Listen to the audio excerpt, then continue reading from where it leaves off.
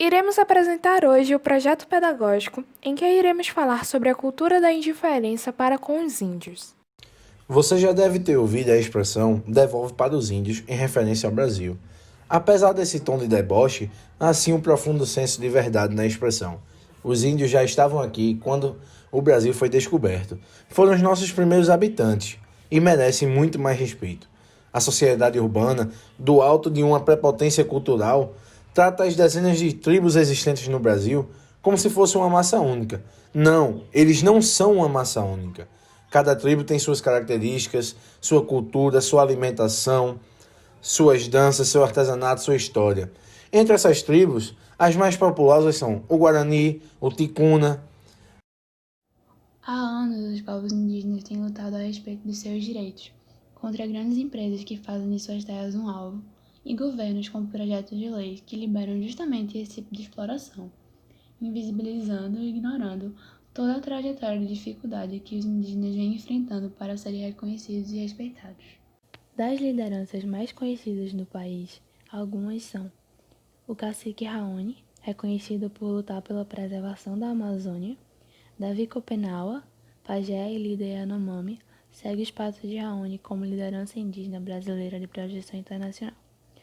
Sônia Guajajara atua na causa de lideranças femininas e dos direitos das mulheres indígenas. Além dela, várias outras têm seguido esse caminho e ganhado destaque nessa luta. E não só em Pernambuco, mas no Nordeste como um todo, uma das maiores presenças era o cacique Chicão, líder da tribo Chucuru. Ele era ativista na luta pela demarcação de terras e foi brutalmente assassinado em 1998. O número de lideranças indígenas mortas em conflitos no campo em 2019 foi o maior em pelo menos 11 anos, segundo dados da Comissão Pastoral da Terra, CPT. Foram 7 mortes em 2019 contra 2 em 2018. E em dezembro de 2019, 3 ativistas indígenas foram mortos no país, 2 no Maranhão e 1 no Amazonas. Segundo Paulo César Moreira, da Coordenação Nacional da CPT, o aumento do número de mortes de lideranças indígenas é resultado de um discurso de violência institucionalizada nos conflitos do campo. Para ele, as mortes dos líderes são mais danosas às comunidades porque enfraquecem a luta do grupo por direitos e territórios. A estratégia por trás dos assassinatos é enfraquecer a comunidade. Quando não se consegue, o que eles fazem é tentar atingir pessoas da comunidade de forma às vezes até aleatória, mas a morte de lideranças é de uma forma bem arquitetada para diminuir a atuação e enfraquecer o grupo todo. A demarcação contribui para a política de ordenamento fundiário do governo federal, tanto em razão da redução de conflitos pelas terras, como em garantir, teoricamente pelo menos, que os estados e municípios possam ter melhores condições de cumprir suas atribuições constitucionais aos seus cidadãos, com atenção às especificações dos indígenas. Ela também se faz necessária pelo motivo de que são áreas importantes para a reprodução física e cultural dos povos, com a manutenção de seus modos de vida tradicionais, saberes e expressões únicos, que constituem o patrimônio histórico-cultural brasileiro. Além disso, também beneficia indiretamente a sociedade, de uma forma geral, visto que a garantia e a efetivação dos direitos territoriais dos povos indígenas contribuem para a construção de uma sociedade pluriétnica e multicultural. A partir da Constituição de 88 foi quando os índios apresentaram a saúde como direito de todos e como dever do Estado. Foi implantado nesse sistema monitoramento de saúde dirigido aos povos indígenas, organização de postos perto de tribos e outra série de medidas que só estão no papel, pois atende apenas uma pequena parcela da população indígena.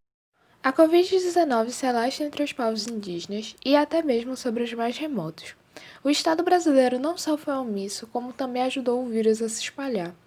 Se espalhou de 3 formas diferentes. A principal delas foi através de garimpeiros e grileiros que invadiam as terras indígenas. A segunda foi através de profissionais de saúde que levaram o vírus para as aldeias. E também indígenas que se contaminaram indo buscar o auxílio emergencial nas cidades. Os povos indígenas têm direito a uma educação escolar específica, diferenciada, intelectual, bilíngue, multilíngue e comunitária, conforme define a legislação nacional, que fundamenta a educação escolar indígena, segundo a Constituição de 1988, pela Lei de Diretrizes e Bases da Educação Nacional, LDB. Agora, alguns dos problemas para não a ver isso aí é a falta de infraestrutura, a formação do docente, porque há poucos docentes no mercado e poucos querem ter essa formação indígena, a falta de material didático, a falta de infraestrutura.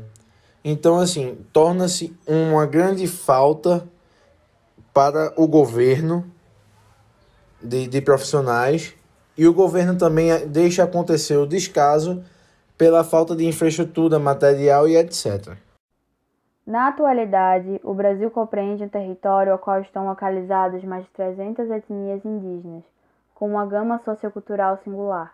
A questão da presença indígena não é recente, e por isso foi tratada de diversificadas maneiras ao longo das administrações governamentais desempenhadas por não indígenas durante esses 5 séculos. Através de uma análise ampla da história brasileira, constata-se que os indígenas foram fundamentais no processo de colonização, mas que também foram vistos como seres incivilizados, aos quais deveriam ser tutelados pelo Estado.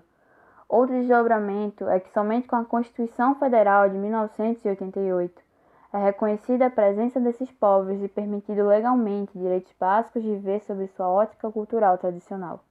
Entre nós, o índio sofre de descuido prolongado. Por isso, vale a pena recordar o fato hediondo do crime cometido por jovens da sociedade média e alta de Brasília ao queimarem um índio, em 1997. No entanto, tal fato ainda nos persegue a memória e a indignação, embora os criminosos já andem soltos.